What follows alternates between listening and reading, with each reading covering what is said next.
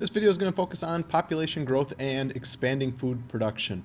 As we watched and talked about in class, even though we produce more than enough food to support the current population on this earth, right now it's not distributed well enough for everyone to actually be nourished as necessary. That being said, one of the ways we can alleviate some of the pressures on food is helping expand food production, especially in those areas of LDCs or lesser developed countries where we find subsistence agriculture. So, as we watch this video, we're really looking at a couple things. One is, what are some of the ways that we can increase food production? And then also, how is agriculture changing to meet the needs of this population that is now over 7 billion people?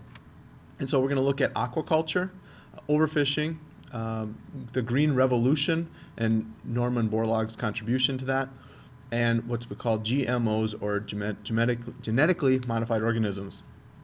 When you're done watching this video, you should be able to explain how we can continue to meet the needs to nourish the growing population of 7 billion and beyond. So let's get started. Well, if you remember from our population unit, Thomas Malthus had a pretty dark view of the future of humanity when he basically said that human population was going to exceed the food supply. However, his predictions haven't come true, mostly because we have become more productive with the land that we use. So even though we use only 11% of the land on the earth for agriculture, and our population continues to grow, we are able to produce food more efficiently than we were, and this is something that Malthus didn't predict. He did not foresee us being able to improve or increase our production per acre or per unit of land as much as we have. So at this point, our population hasn't exceeded the resources we use to produce food. And if you look at world population over time, you can see that while we've expanded some agricultural land use, it's actually declined in recent years as populations grow. So actually land has been eroded, or we see the changing landscape of our earth. So how will we continue to feed our population? Well, one growing area that has grown rapidly in recent decades has been fishing or aquaculture. That we have throughout the world, human populations derive a lot of protein from fish. And it is a vital part of our diets on a global scale. And what we found is not only do we have different parts of the world that maybe fish more often, and you can see the amount of kind of regionally where most of this fishing is done, but what we're finding is even the natural sort of process of fishing has created a situation where we've overfished, that the wild populations of various fish throughout the world have been in decline or put in danger. So a growing industry has been aquaculture. In other words, we are just like farming, where we intensively and purposely grow a particular plant for harvest. In this case, we're doing the same thing with fish. That throughout the world, there's various levels of fish farms in terms of the capital, the complexity. What we'd see in a developing country, there might be more or less pens in shallow water areas with basic nets. In the most extreme conditions, we can see in developed countries like highly capital or mechanized systems that are oftentimes self-contained that facilitate the growing of fish that are going to be sold to market for food. So when we look at this is an example here where you can see these natural pens and the fish being harvested, if you will, for food production. So aquaculture is simply the farming of fish. Now this has been great for to meet the needs of populations, but it's also put a strain on the natural water reserves or resources that have been used, because fish create waste, and it's created pollution and has actually hurt the natural ecology of various places because of some of these fish farms around the world. So just like agricultural land needs to be used in a sustainable way, so do our water resources in creating these fish farms.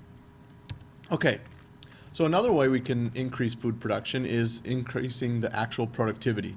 And a major event of this process was called the Green Revolution. When we talked about 10,000 years ago, we had the Neolithic Revolution, or the agricultural revolution.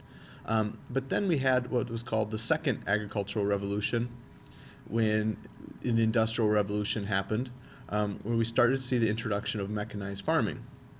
The Green Revolution was one that happened in the 20th century, and it began in the 1950s and 60s and flourished through the 70s and 80s.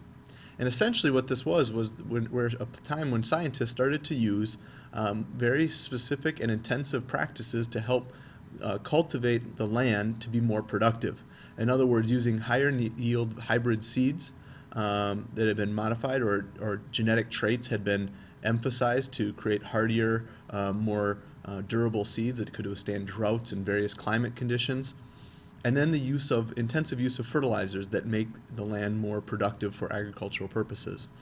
This was huge in that it solved a food crisis in some of the poorer parts of the world. It helped double India's wheat production in just a matter of a few years, and it radically changed our ability to feed our rapidly increasing population throughout the world. So the Green Revolution, again, is really the use of scientific understanding of how things grow and intervening along the way to maximize the potential yield of these crops. Now, a very famous person in this process was a guy named Dr. Norman Borlaug. He actually won a Nobel Prize for his work as part of the Green Revolution. Basically, he created what was called a high yield. Well, he worked on developing a new strain of wheat that grew in more adverse conditions. This led to various new strains of wheat that are used around the world, and has helped avoid some of those nutritional crisis around the world. As we move forward to the present day, we see the use of more genetically modified organisms, or GMOs, where we're actually altering DNA or combining the DNA of various organisms to create new organisms, if you will, that are more durable, that are resistant to certain pesticides or fertilizers.